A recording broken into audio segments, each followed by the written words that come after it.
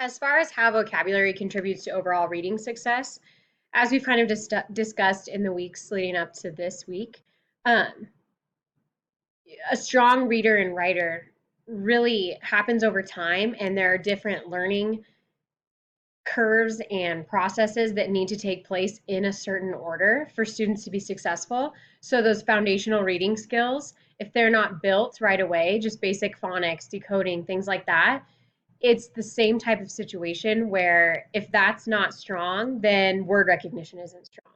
And if word recognition isn't strong, reading won't be strong.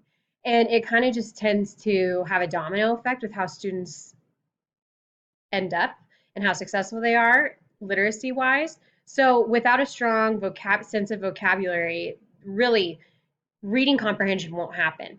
Even if they're a word caller, they've got basic phonics skills and they're able to decode words.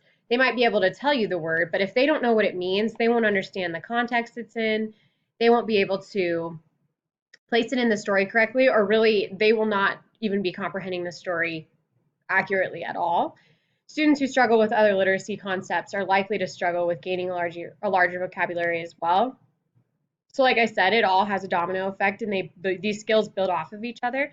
So, if those basic vocabulary skills are not strong, not only are they not going to have a great idea of what grade level comprehension skills that they should be getting, they are not going to be able to progress any further as well. Background knowledge and parental involvement, writing and reading abilities, all tied together based on basic knowledge of vocabulary terms. When I think of background knowledge, like I said, you're building upon what students already know. So it's really important to hit that vocabulary right away when they're in kindergarten. Otherwise, there won't be anything to build up on. And then when I also think of background knowledge, I actually tie parental involvement into that. We talk about how vocabulary really is presented to students firsthand when they're children by listening, right? That's how we learn our words. We listen, we hear our parents talking. So that's something huge.